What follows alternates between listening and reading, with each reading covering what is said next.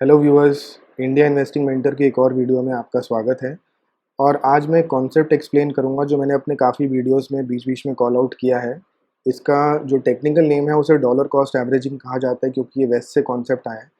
पर हम डॉलर्स में नहीं ट्रेड करते, हम रुपीज़ में लेते हैं, तो कॉस्ट एवरेजिंग इसको बोला जा सकता है। और कॉस्ट एवरेजिंग को बहुत अलग अलग तरीके से इम्प्लीमेंट किया जाता है। जो SIPs होते हैं वो भी एक तरह की कॉस्ट एवरेजिंग ही होती है। पर मैं इसको कैसे यूज़ करता हूँ, कैसे अप्लाई करता हूँ और इसके मुझे क्या फ़ायदे लगते हैं, वो मैं आपके साथ शेयर करूँगा। तो ये मेरा पर्सनल टेक है, मेरा अपना एनालिसिस है। किसी तरह की यहाँ बाय या सेल रिकमेंडेशन मैं नहीं कर रहा हूँ। एक एग्जांपल लूँगा शेयर का आपको समझाने के लिए। पर ये मेरी नॉलेज है जो मैं आपके साथ शेयर कर रहा हूँ। कोई बाय सेल रिकमेंडेशन यहाँ पे नहीं है। मैं कोई रजिस्टर्ड एडवाइज़र नहीं हूँ सेबी के साथ, तो कोई यहाँ ट्रेडिंग इन्वेस्टमेंट की रिकमेंडेशन मैं आपको नहीं दे रहा हूँ। तो अंडरस्टैंड करते हैं इस कॉन्सेप्ट को कि ये होता क्या है, इसका फ़ायदा क्या है और मैं इसको यूज़ कैसे करता हूँ। और यहाँ पे सबसे पहली चीज़ आपको समझनी है कि मेरा इन्वेस्टमेंट जब एक जर्नी स्टार्ट होती है किसी एक स्टॉक को लेके, तो यहाँ मैंने एग्जांपल बैंक ऑफ इंडिया का लिया है। तो वो स्टार्टिंग पॉइंट मेरा होता है सबसे पहले उसकी इंट्रिंसिक वैल्यू निकालने से। यानी मैं स्टॉक की इंट्रिंसिक वैल्यू निकालता हूँ, और मोस्टली अगर वो कंपनी इंट्रिंसिक वैल्यू से नीचे ट्रेड कर रही होती है तभी मैं उसमें इन्वेस्टमेंट करने का या ट्रेडिंग करने का डिसीजन लेता हूँ। क्योंकि जब फंडामेंटल्स आपको सपोर्ट करते हैं ना, तो अपने आप प्राइस को एक बेस मिल जाता है कि यहाँ से ये ऊपर जाएगा। अगर फंडामेंटल्स ही अगेंस्ट होंगे तो थोड़ा सा भी नेगेटिव न्यूज़ आएगी, वो कंपनी का स्टॉक नीचे गिरेगा, यानी आप प्रॉफिट उससे बनाना आपका और मुश्किल हो जाएगा। तो बैंक ऑफ इंडिया के केस में मैं एग्जांपल तौर पे बताऊं, मैं तो मेरा जो बेसिकली डिसीजन था वो ये था कि इसकी इंट्रिंसिक वैल्यू जो मैंने कैलकुलेट करी वो थी अराउंड 130-140 रुपीज़ के, और उससे काफ़ी नीचे ये ट्रेड कर रहा था। मैंने पहला लॉट 80 रुपीज़ के अराउंड खरीदा हुआ है इसका। तो यहाँ पे फंडामेंटल्स जो आपके हैं ना, वो आपको ये बता देंगे कंपनी का बिजनेस मॉडल जो है वो ठीक ठाक है कि नहीं, ये कंपनी प्रॉफिटेबल है कि नहीं, ये कंपनी में ग्रोथ पॉसिबल है कि नहीं। और फाइनली वो बता देंगे आपको कि कंपनी की जो वैल्यूएशन है वो इस वक्त इंट्रिंसिक वैल्यू से नीचे ट्रेड कर रहा है या नहीं। तो फंडामेंटल एनालिसिस जो है वो आपको बेसिस देता है, पूरा बेस बना के दे देता है। पर फंडामेंटल एनालिसिस होने के बाद भी जो आपके रिटर्न्स हैं, अब लॉन्ग टर्म इन्वेस्टर की जो रिटर्न्स हैं या शॉर्ट टर्म इन्वेस्टर की जो रिटर्न्स हैं, मैं यहाँ वो बात नहीं कर रहा। पर जो आपके रिटर्न्स होते हैं ना, वो काफ़ी हद तक मैटर करते हैं कि आपने एंट्री कहाँ पे ली। अब एंट्री में अगर 2-4 रुपये का, 5 रुपये का, 5% का फ़र्क हो जाए तो फ़र्क नहीं पड़ता। पर अगर आप बहुत गलत एंट्री ले लो कि आपने जो स्टॉक खरीदा आज और उससे वो 20% नीचे गिर गया, राइट, तो आपको एक काफ़ी बेहतर एंट्री मिल सकती थी। आपके रिटर्न्स वहाँ पे अच्छे खासे जो हैं फ़र्क आ जाता है उसमें।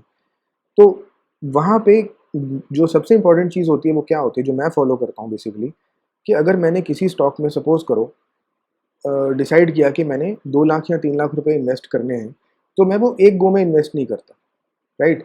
मैं एक प्राइस पे जो है एक इन्वेस्टमेंट करूँगा, फिर अगर प्राइस वहाँ से नीचे गिरेगी तो दूसरा लॉट, और अगर वहाँ से फिर प्राइस नीचे गिरेगी तो तीसरा लॉट। तो मोस्टली मैं हर कंपनी के लिए 2 या 3 लेवल्स बना के रखता हूँ। 3 लेवल से मुझे ज़्यादा नॉर्मली ज़रूरत नहीं पड़ती, क्योंकि अगर मैंने किसी कंपनी को ठीक से एनालाइज़ किया हुआ है और उसके फंडामेंटल एनालिसिस मैंने ठीक से करा है, तो ऑलरेडी वो कंपनी चीप होगी, क्योंकि वो इंट्रिंसिक वैल्यू से नीचे ट्रेड कर रही है। तो वहाँ से प्राइस और नीचे गिरने के चांसेस जो हैं कम होते हैं। अगर एक लेवल गिर जाती है तो और नीचे गिरेगी, वो चांसेस और कम होते जाते हैं। तो इसी वजह से 2 या 3 लेवल्स बहुत होते हैं। आपको ये चीज़ जो है अपने आप डिसाइड करनी पड़ेगी, आप एक्सपीरियंस से सीखोगे, ये कोई आपको बता नहीं सकता। तो यहाँ एक एग्जांपल लेके मैं एक्सप्लेन करता हूँ, सेम चीज़ को अप्लाई किया जा सकता है किसी भी स्टॉक के लिए। तो बैंक ऑफ इंडिया का एग्जांपल लेते हैं। जैसे मैंने बताया, मैंने पहला लॉट यहाँ 80 रुपीज़ में खरीदा था, और 80 रुपीज़ में मेरा पहला लॉट लेने का रीज़न क्या था कि इस कंपनी के जब क्वार्टरली रिजल्ट्स आए थे तो इनके प्रॉफिट्स जो थे उनमें मैसिव इंक्रीज़ था, एनपीएस में डिक्रीज़ था। और इन जनरल जो बैंकिंग सेक्टर है, स्पेशली पीएसयूज़ का बैंकिंग सेक्टर है, इंडिया में पीएसयू बैंक्स को लेके आज भी बहुत ज़्यादा कॉन्फिडेंस रहता है मार्केट में। क्योंकि सबको लगता है कि अगर कोई सरकारी बैंक फेल हो गया ना, जो कि बड़ा है साइज़ में, तो गवर्नमेंट आके उसको बेल आउट ज़रूर करेगी, लोगों का पैसा नहीं डूबने देगी। तो वो एक रीज़न है जिस वजह से banking sector in general grow करेगा। जैसे-जैसे इंडिया की इकोनॉमी ग्रो करने वाली है, उसमें कोई किसी की तरह का डाउट नहीं होना चाहिए आपको। और बाकी बैंक्स के मुकाबले, बाकी कंपनीज़ के मुकाबले ये स्टॉक चीप है। मैंने आपको अभी बताया कि मेरी इंट्रिंसिक वैल्यू कैलकुलेशन जो थी, वो बैंक ऑफ इंडिया के लिए अराउंड 135-140 रुपीज़ के अराउंड थी, और ये ट्रेड कर रहा था 80 रुपीज़ पे। तो जब इतने अच्छे प्रॉफिट्स के रिजल्ट्स आए, मुझे लगा कि ये शेयर प्राइस यहाँ से ऊपर जा सकता है, ये एक ट्रिगर की तरह काम कर सकता है, तो मैंने पहला इन्वेस्टमेंट यहाँ पे किया। बट मुझे साथ में ये भी पता है कि अगर मेरा एनालिसिस जो है फंडामेंटली लॉन्ग टर्म में शायद ठीक निकलेगा, there is a very good chance कि मैं ठीक हूँ, पर शॉर्ट टर्म में हो सकता है कि ये स्टॉक नीचे गिरे। तो उसके लिए मैं जो इसके लेवल्स हैं वो मेरे को आइडेंटिफाई करने ज़रूरी होते हैं। तो मैंने एक लाइन यहाँ देखो 80 रुपीज़ पे मार्क किया जहाँ मैंने पहला लॉट खरीदा। दूसरी लाइन मैंने कहाँ मार्क किया, हम डेली चार्ट पे हैं। डेली चार्ट पे मैंने देखा कि पिछले, अब डेली चार्ट जब ऐसे आप खोलोगे तो आपको तकरीबन 7-8 महीने का डेटा यहाँ पे दिख जाएगा नीचे। 7-8 महीने में मैंने देखा कि इसका लोएस्ट लेवल क्या बना है, और यहाँ पे मुझे क्लियर दिखाई दे रहा है कि 7-8 लेवल महीने में इसका लोएस्ट लेवल जो है तकरीबन 70 रुपये के बना है। अब यहाँ पे एग्जैक्ट नहीं जाना कि ये तो 65 तक गया था, वो बात नहीं होती। बात होता है कि सबसे ज़्यादातर प्राइस कहाँ रहती है। अब ये 65 पे देखो डेली चार्ट है, हार्डली 2 दिन रहा था, 2 दिन में वापस ऊपर आ गया था। तो वो एक्सट्रीम्स को हमने नहीं देखना, सबसे ज़्यादा कॉमन प्राइस लेवल जो बॉटम पे है वो क्या था वो मुझे देखना था, वो 70 के अराउंड। ठीक है, तो 80 एक एंट्री पॉइंट है, पर 70 उससे बेहतर एंट्री पॉइंट है। तो ये 2 लेवल्स मुझे मिल गए। इसके बाद हम क्या करते हैं कि हम यहाँ पे 2 लेवल्स हो गए, इसके आगे कुछ नहीं मिल रहा मुझे, तो हम एक बार अब डेली से वीकली चार्ट में चले जाते हैं। तो अब वीकली चार्ट पे जाके जब देखते हैं तो स्टोरी थोड़ी डिफरेंट हो जाती है। क्यों? क्योंकि अब यहाँ पे आप 7-8 महीने पिछले जो हैं उनको नहीं देख रहे, आप कुछ सालों को देख रहे हो। अब देखो यहाँ 2019 से लेके 2023 तक का डेटा, यानी पिछले 4 साल का डेटा यहाँ पे विजिबल है। तो 4 साल के डेटा में अब मुझे क्या दिखाई देता है कि अगर कोई मेजर इवेंट हो जाता है, जैसे कोविड का इवेंट था, या बहुत ज़्यादा कोई मार्केट में बुरी न्यूज़ आ जाती है, तो क्या होता है, ये 40 तक चले जाता है। अगेन अब इस पोर्शन को जो ये 40 से भी नीचे चला गया मैं इग्नोर करूँगा यहाँ पे, क्योंकि कितने, ये वीकली चार्ट है तो कुछ हफ्ते के लिए सिर्फ यहाँ पे ही रहा था। आप 4 साल के टेन्योर को जब देख रहे हो टोटल, तो 4 साल में अगर जो है तकरीबन 200 से ऊपर हफ्ते होते हैं, और वहाँ पे अगर ये 8-10 हफ्ते एक प्राइस पे रह भी गया तो इसको हम इग्नोर कर सकते हैं कि ये एक आउटलायर है, राइट। मोस्टली अगर देखोगे तो ये 40 से नीचे नहीं गया, 40 पे इसको एक काइंड ऑफ सपोर्ट थी। और सपोर्ट का मतलब ये होता है कि ये ऐसा लेवल होता है कि प्राइस नीचे गिर रही थी, यहाँ पे सेलर्स हावी थे, और ये ऐसा लेवल है जहाँ पे बार बार सेलर्स पे बायर्स हावी हो जाते हैं, यानी बायर्स इतने स्ट्रांग हो जाते हैं, इतना कन्विक्शन हो जाता है बायर्स में कि वो कहते हैं नहीं, 40 से तो डेफिनेटली इसकी प्राइस ऊपर बनती है, स्टॉक को ऊपर लेके जाओ। यहाँ खरीदारी इतनी ज़्यादा बढ़ जाती है कि ये सारा सेलिंग प्रेशर जो क्रिएट हो रहा होता है वो खत्म हो जाता है। इसीलिए ये सपोर्ट लेवल है, इसीलिए इंपॉर्टेंट लेवल्स होते हैं। तो यहाँ मुझे एक तीसरा लेवल मिल गया 40 का। तो अब सपोज़ करो कि मेरे पास यहाँ पे जो इन्वेस्टमेंट है वो मैंने 3 लाख रुपीज़ की करनी है। तो मेरा जो तरीका होगा, मैं 3 लाख इसलिए लिया क्योंकि 3 लेवल्स बने यहाँ पे, आपके पास जितना भी इन्वेस्टमेंट अमाउंट है उसके हिसाब से आपको एडजस्ट करना है। तो मेरा तरीका ये जो है, और आप इसको मतलब ये मत लेना कि मेरी कोई एडवाइस है यहाँ पे, मैं आपको अपना तरीका बता रहा हूँ। आप इसको पेपर ट्रेडिंग करके पहले एक्सपेरिमेंट करके देखना कि आपको ये हेल्पफुल रहता है कि नहीं रहता। तो मेरा तरीका क्या होता है कि मैंने 80 पे 1 लाख के शेयर्स खरीद लिए, और 1 लाख रुपीज़ के शेयर्स खरीदे हैं, तो नंबर ऑफ शेयर्स यहाँ मैं फिक्स नहीं रखता, यहाँ मैं अमाउंट फिक्स रखता हूँ। अगर प्राइस 70 पे आई, दूसरा लेवल मेरे पास 70 का था, तो मैं 1 लाख के शेयर्स और खरीद लूँगा। तो मेरे पास 2 लाख रुपए इन्वेस्टेड हो जाएंगे, और कुछ शेयर्स मेरे पास आ जाएंगे। नोट करने की बात यह है कि पहले परचेज में जब 80 रुपीज़ पे खरीदे, क्योंकि अमाउंट 1 लाख था, कुछ शेयर्स मिले, सेकंड टाइम भी अमाउंट 1 लाख था, जो शेयर्स हैं अब ज़्यादा मिलेंगे, तो पहले से ज़्यादा शेयर्स होंगे मेरे पास सेकंड वाली परचेज में। अगर कभी ऐसा सिचुएशन बन गई कि प्राइस 40 तक ही आ गई, तो यहाँ पे हम थर्ड 1 लाख को भी इन्वेस्ट करेंगे, और थर्ड 1 लाख के बेसिस पे मैं शेयर्स लूँगा। और अब यहाँ पे आप सीधा सीधा देख सकते हो कि पहला परचेज 80 पे था, तीसरा परचेज जो है 40 पे है, तो पहले के मुकाबले अपने दुगने शेयर्स खरीदे। तो आप खुद समझ सकते हो कि मैं लोअर प्राइस पे नहीं खरीद रहा सिर्फ, पर लोअर प्राइस पे ज़्यादा नंबर ऑफ शेयर्स भी खरीद रहा हूँ। तो हम सिर्फ डॉलर कॉस्ट एवरेजिंग नहीं कर रहे कि हर प्राइस पे हम 100 शेयर खरीद रहे हैं। हम क्योंकि सेम अमाउंट इन्वेस्ट कर रहे हैं, तो जो नंबर ऑफ शेयर्स हैं वो ज़्यादा हो जाते हैं जब प्राइस नीचे गिरा होता है। यानी ऑटोमेटिकली इस प्रोसीजर में होगा क्या कि महंगे पे आप कम खरीदोगे और सस्ते आने पे आप ज़्यादा खरीदोगे, राइट। तो ये मेरा डॉलर एवरेजिंग का कॉन्सेप्ट है। अब हम सारे सिनेरियोस को स्टडी करते हैं कि इसमें होगा क्या। पहला सिनेरियो क्या है कि आपने 80 पे शेयर्स खरीदे और प्राइस ऊपर जाने लग गई, तो आप खुश रहो क्योंकि आपकी इन्वेस्टमेंट सही निकली। आपने 80 पे शेयर्स खरीदे, ज़्यादा नीचे आया नहीं शेयर प्राइस, मे बी 78-77 तक आया, वहाँ से ऊपर चल पड़ा, तो आपकी इन्वेस्टमेंट जो है वो अच्छी निकली। यू कैन कॉल इट कि सक्सेसफुल इन्वेस्टमेंट है, आप सीधा प्रॉफिट में चले गए। अगर 80 से नीचे 70 पे आ गया, तो 70 पे आप दूसरा लॉट खरीद लोगे। अब ये एक ना दुनिया में सबसे बड़ी कंप्लेंट होती है हर ट्रेडर, हर इन्वेस्टर की, कि मेरी तो किस्मत ही ख़राब है, जैसे ही मैं किसी शेयर में हाथ लगा दूँ ना उसका प्राइस नीचे गिर जाता है। और ये आप भी एक्सपीरियंस करोगे, हर कोई एक्सपीरियंस करता है, इसमें किसी की किस्मत ख़राब नहीं होती, ये मार्केट का बिहेवियर है, मार्केट ऐसे ही मूव करती है। आपको लगेगा कि यहाँ पे इसका बॉटम है, बहुत बड़े बड़े एनालिस्ट आके जो हैं वो अपने डिक्लेयर कर जाएंगे स्टेटमेंट कि अब बॉटम बन चुका है, ये हो चुका है। प्रैक्टिकली कोई नहीं बता सकता कि किस स्टॉक का कहाँ पे बॉटम है।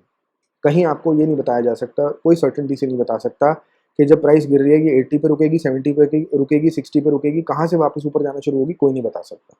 इसीलिए एक जो सक्सेसफुल इन्वेस्टर होता है ना, वो हर लेवल के लिए तैयार रहता है। मैंने ये जो 3 लेवल्स बनाए हैं, मुझे भी पता है कि 40 पे जाने का चांस जो है, प्रोबेबिलिटी जो है बहुत कम है। शायद सिर्फ 1% चांस है कि प्राइस दोबारा 40 पे कभी आएगी इस बैंक की। पर क्योंकि वो एक पॉसिबिलिटी 1% की भी है, मैं उसकी तैयारी करके बैठा हूँ। अगर मैं पहले से उसकी तैयारी करके बैठा हूँ, तो जब वो प्रॉब्लम क्रिएट होगी, जो क्राइसिस क्रिएट होगा, वो लोगों के लिए क्राइसिस होगा क्योंकि वो अनप्रिपेयर्ड रहेंगे। मेरे लिए वो अपॉर्चुनिटी होगी क्योंकि मैं उसके लिए तैयारी करके बैठा हूँ। आपको यही समझना है फ़र्क कि एक सक्सेसफुल इन्वेस्टर में और एक लूजिंग जो इन्वेस्टर होता है या ट्रेडर होता है, उसमें यही फ़र्क होता है कि जब प्राइस नीचे गिरती है, जब स्टॉक प्राइस क्रैश होती है, तो एक अनसक्सेसफुल जो इन्वेस्टर है उसको लगता है मेरी किस्मत ख़राब है, मेरे साथ जो है क्राइसिस हो गया, मेरा पैसा डूब गया। वेरएज़ जो सक्सेसफुल प्लानिंग वाला इन्वेस्टर होगा, जिसने पहले से तैयारी करके रखी है, वो उस इमरजेंसी की, क्राइसिस की तैयारी करके रखेगा, वो उसको अपॉर्चुनिटी में कन्वर्ट करेगा। तो मैं यहाँ आपको यही चीज़ बता रहा हूँ कि डॉलर कॉस्ट एवरेजिंग जो है, ये आपको हमेशा एक क्राइसिस को अपॉर्चुनिटी में कन्वर्ट करने का मौका देगी। यानी जो विपदा होती है वो आपके लिए एक अवसर बन जाएगा यहाँ पे। तो यहाँ पे आपको यही चीज़ समझनी है कि आपने पहला लॉट यहाँ खरीदा, अगर शेयर प्राइस ऊपर 80 से ऊपर चली गई तो आप सीधा प्रॉफिटेबल हो। अगर 70 तक गिरी, आप 1 लाख के और शेयर्स खरीद लोगे। अब आपके पास 2 लाख के शेयर्स हो गए। आपको खुशी क्या रहेगी कि आपने सारे पैसे अगर 2 लाख 80 रुपीज़ पे लगा दिए होते, तो अब आपको अच्छा खासा लॉस दिख रहा होता अपने अकाउंट में। अब आपका जो लॉस होगा वो बहुत कम होगा एज़ कम्पेयर टू अगर आपने सारे शेयर्स 80 पे खरीद लिए होते। क्यों? क्योंकि आपने ज़्यादा शेयर्स 70 पे खरीदे, कम शेयर्स 80 पे खरीदे, राइट? अब सपोज करो प्राइस और 40 पे गिर के नीचे चली गई। जिसने 80 पे खरीद के 3 लाख के एक बारी में शेयर्स ले लिए, वो रोएगा कि मेरा 50% नुकसान हो गया, मेरा 1.5 लाख का नुकसान दिख रहा है अपने अकाउंट में। वेरएज़ जो यहाँ पे 1 लाख के 80 पे खरीदेगा, 1 लाख के शेयर्स जो है 70 पे खरीदेगा और 1 लाख के शेयर्स 40 पे खरीदेगा, उसका मे बी एवरेज कॉस्ट जो होगी तकरीबन 55 रुपये के आसपास होगी शायद। तो 55 रुपये पे आपने जब खरीदा है, 40 पे आपका ट्रेड कर रहा है, आपको लॉस ज़रूर दिखाई देगा। ऐसा नहीं कि आपको अपने अकाउंट में लॉस नहीं दिखेगा, पर आपका कॉन्फिडेंस इतना हाई होगा ना, क्योंकि आपको पता है कि मेरी इंट्रिंसिक वैल्यू कैलकुलेशन जो थी वो 135 रुपये की थी और मेरी एवरेज कॉस्ट 55 की है, राइट? तो बड़े से बड़े इन्वेस्टर्स भी जो मार्जिन ऑफ सेफ्टी कहते हैं कि अगर कोई शेयर आपको लग रहा है कि 200 रुपये का है, तो आप 50% मार्जिन ऑफ सेफ्टी रख के 100 रुपये पे जब कीमत आए खरीद लो। इस पर्टिकुलर एग्जाम्पल पे आप देखो आपने कितना प्रोटेक्शन अपने लिए बनाया। पहले आप कह रहे हो शेयर की फेयर वैल्यू 140 रुपये लग रही है, आप शुरुआती 80 रुपये पे खरीदने पे कर रहे हो। 80 पे भी आप पूरी खरीदारी नहीं कर रहे, आप 80 पे खरीद रहे हो, 70 पे खरीद रहे हो, 40 पे खरीद रहे हो, ताकि वर्स्ट पॉसिबल सिचुएशन में आपकी जो एवरेज प्राइस है वो 55 के अराउंड आएगी। अब सोचो अगर 40 रुपीज़ का शेयर आपने 55 पे होल्ड करके रखा हुआ है, क्या आपको डरना चाहिए? क्या आपको घबराना चाहिए? आपको डरने की ज़रूरत ही नहीं, आपको घबराने की ज़रूरत ही नहीं। उसका मैं एक और रीज़न बता देता हूँ, क्यों डरने की ज़रूरत है। सपोज़ करो कि 1 साल तक प्राइस ऊपर जाती ही नहीं, 40 रुपये पे ही अड़ा रहता है, 40 से थोड़ा ऊपर आता है, 50 के अराउंड बैठ जाता है। अब जब 50 पे बैठ जाएगा, ये नहीं होगा कि आप लॉस में हो। क्यों? क्योंकि ये डिविडेंड पेइंग कंपनी है। ये इस वक़्त 80 की प्राइस पे तकरीबन 4% का डिविडेंड पे करती है, यानी साल का 3 से 4 रुपये की कंपनी डिविडेंड पे कर देती है और ये बैंक है। जब स्टॉक प्राइस गिरती है, तो मुझे बताओ, चाहे कोविड आ गया, क्या बैंक में लोगों ने एफडी बनानी बंद कर दी? क्या बैंक से लोगों ने लोन लेना, सबने अपने लोन छोड़ दिए कि हम तो अपना घर नहीं बनाएँगे, हम तो पढ़ाई नहीं करेंगे, हम तो घूमने नहीं जाएँगे, या हम क्रेडिट कार्ड नहीं यूज़ करेंगे, ऐसा हुआ क्या? ऐसा कुछ भी नहीं हुआ था। तो समझने की बात ये है कि कोई भी क्राइसिस आ जाए, बैंक एक ऐसी चीज़ होती है जहाँ लोग जाके काम अपना करेंगे ही करेंगे, क्योंकि चाहे किसी को बिज़नेस करना है, चाहे किसी को पढ़ाई करनी है, चाहे किसी को अपने ऑफ़िस में काम करना है, सैलरी ले रहा है, उसको अब बैंक अकाउंट तो चाहिए, बैंक से तो उनका पाला पड़ेगा ही पड़ेगा। अगर किसी तरह का कर्ज़ा चाहिए तो बैंक के पास जाओगे, अगर आपको अपनी कोई भी सेविंग को एफडी में या किसी भी और फॉर्मेट में इन्वेस्ट करना है, आप बैंक जाओगे ही जाओगे। तो ऐसा नहीं है कि बैंक्स का बिज़नेस खत्म हो जाएगा, पर ऐसा बिज़नेस जो खत्म नहीं होने वाला। अब आपने 55 रुपीज़ में खरीद रखा है, शेयर आपका 50, 45, 50 के अराउंड ट्रेड कर रहा है और आपको पता है कि 12 महीने में मुझे 3 से 4 रुपये का तो डिविडेंड ही मिल जाएगा। तो कहने का मतलब क्या हो जाता है, जो इन्वेस्टर 80 पे खरीद के बैठा था, जिसने 3 लाख रुपए 80 रुपीज़ पे सारे शेयर्स खरीद लिए थे एक ही बारी में, उसका जब शेयर प्राइस 50 पे आएगा तो वो बोलेगा मेरा 30 रुपये का नुकसान हो गया 80 रुपये की इन्वेस्टमेंट के पीछे। यानी उसको तकरीबन 40% का नुकसान जो है देखने में मिलेगा अपने अकाउंट पे। वेरएज़ जो ये वाली डॉलर कॉस्ट एवरेजिंग की टेक्निक फॉलो करेगा, उसको विदिन 1 ईयर शायद ये दिखे कि उसका नुकसान है ही नहीं। मार्केट इतना क्रैश कर चुका है, स्टॉक प्राइस इतना नीचे आ चुका है, फिर भी उसके अकाउंट में कोई लॉस नहीं दिखाई देगा। अब आप इसको थोड़ा-सा अगर और एक्सटेंड करो कि जब अब प्राइस वापस ऊपर जाएगी, 80 पे। तो जिसने 80 पे खरीदा वो नो प्रॉफिट नो लॉस पे बैठा है, यानी ना उसके पास कोई मुनाफा है ना उसका कोई नुकसान है। अगर 2 साल प्राइस नीचे घूमती रही तो 2 साल के बाद आपके पास सिर्फ डिविडेंड्स हैं जो आपने कमाए, जिसने सारे के सारे शेयर्स 80 पे खरीद लिए थे। पर जिसने अपना ये डॉलर कॉस्ट एवरेजिंग करी, उसकी एवरेज प्राइस क्योंकि 55 थी, जब प्राइस वापस 80 पे जाएगी तो उसको डिविडेंड्स तो मिले ही होंगे, पर साथ में 55 रुपये की कीमत के पीछे उसको 25 रुपये का प्रॉफिट भी दिखाई दे रहा होगा, जो क्लोज टू 50% प्रॉफिट है। तो आप देख सकते हो कि सेम कंपनी में इन्वेस्ट किया जा रहा है, सेम टाइम पे इन्वेस्ट किया जा रहा है, पर अलग अलग तरीके, अलग अलग लेवल्स पे इन्वेस्ट किया जा रहा है। सारा पैसा एक बारी में नहीं डाला हूँ। तो ये जल्दबाजी मत करो कि अगर 3 लाख रुपए हैं सारे के सारे मैं आज लगा देता हूँ। क्यों? क्योंकि अगर ये कंपनी हाथ से निकल भी गई ना, अगर आपने 1 लाख के शेयर्स खरीदे और वो प्राइस ऊपर चली गई, 100 रुपये पे चली गई, आपको दोबारा बाई करने की अपॉर्चुनिटी नहीं मिल रही, तो कोई बात नहीं। हमारी स्टॉक एक्सचेंज पे 4-5 हज़ार कंपनीज लिस्टेड हैं। अगर आपको, आपका मोस्टली रिटेल इन्वेस्टर्स के लिए पैसा कम पड़ जाएगा, कंपनीज कम नहीं पड़ेंगी। तो सब्र रखना सीखो। किसी भी कंपनी में ये सोच के इन्वेस्ट करना कि इस कंपनी का प्राइस इससे नीचे जा ही नहीं सकता, वो एक होपफुल आपकी थिंकिंग है, और होप से कभी पैसा नहीं बनता। अगर आप उम्मीद लगा के बैठे रहोगे ना कि जो मेरा किसी तरह की सामने से कोई नुकसान नहीं होगा या प्राइस नीचे नहीं गिरेगी, तो उम्मीद से पैसा नहीं बनता। आप किसी भी लाइफ, और ये सिर्फ स्टॉक मार्केट में नहीं, लाइफ के किसी भी चीज़ में आप अप्लाई कर सकते हो। अगर आप सड़क पे गाड़ी चला रहे हो तो आपको ध्यान से चलानी पड़ती है, चाहे ट्रैफिक हो ना हो, आपको अपनी नज़र ध्यान से चारों तरफ देख के गाड़ी चलानी चाहिए। क्योंकि कब आपके सामने इमरजेंसी खड़ी हो जाएगी ना, कि कोई चीज़ आपके सामने आ जाएगी, आपको पता भी नहीं चलेगा। इमरजेंसी बता के नहीं आती, अपना टाइम और डेट दे के नहीं आती कि मैं इस दिन को आगे इमरजेंसी खड़ी हो जाएगी, कि आपको पहले से तैयारी करने का मौका मिले। तो सक्सेसफुल कौन होता है, चाहे वो गाड़ी चलानी हो, चाहे स्टॉक मार्केट में इन्वेस्ट करना हो, जो पहले से उस सिचुएशन के लिए तैयारी करके रखता है। अगर आप चारों तरफ देख के पूरी कॉन्सेंट्रेशन से कार चला रहे हो, सामने कुछ आ भी जाएगा, आप इमीडिएटली ब्रेक लगा लोगे ना, आपका नुकसान नहीं होगा, क्योंकि आप उस चीज़ के लिए तैयार हो। आपने अपना ढील ढील बरती ही नहीं कि जस्ट बिकॉज मुझे सड़क पर ट्रैफिक नहीं दिख रहा, मैं बिना ध्यान दिए या फ़ोन में देखते हुए या गाने सुनते हुए या मैं और किसी चीज़ में डिस्ट्रैक्ट होते हुए गाड़ी चला रहा हूँ। सेम वे, अगर आपको कंपनी अंडर वैल्यूड लग रही है, मार्केट कंडीशन अच्छी है, ठीक है, 80 पे खरीदा, प्राइस ऊपर चली जाती है, वेरी गुड, आपको प्रॉफिट पहले दिन से दिख रहा है अपने अकाउंट में। 1 लाख रुपए पे प्रॉफिट दिखना इज मच बेटर, इसकी बजाय कि 3 लाख रुपए पे आपको नुकसान दिखे। तो 1 लाख रुपए के प्रॉफिट से खुश रहना सीखो। ये मत सोचो यार मैंने एक की जगह 3 लाख के शेयर्स क्यों नहीं ले लिए। मैं आपको जो सिचुएशन बता रहा हूँ, एक सिचुएशन में या तो आपको 1 लाख पे प्रॉफिट दिखेगा, और या फिर 3 लाख रुपए पे भी आपको नुकसान नहीं दिखेगा, करेक्ट। तो हमें पहले अपनी कैपिटल को प्रिजर्व करना है, हमें नुकसान में नहीं जाना है। अगर आपने 3 लाख लगा दिए एक ही बारी में, तो यहाँ तो आपको बहुत अच्छा प्रॉफिट दिखेगा, 3 गुना प्रॉफिट दिख जाएगा कि आपने सारे पैसे लगा दिए एक ही बारी में और प्रॉफिट आपको बन गया। पर जब नुकसान में जाओगे तो फिर आपको 3 लाख पे नुकसान भी उतना ही ज़्यादा दिखेगा। तो ये डॉलर कॉस्ट एवरेजिंग है। मैंने आपको अपना तरीका भी बता दिया, मैं किस तरह से यूज़ करता हूँ।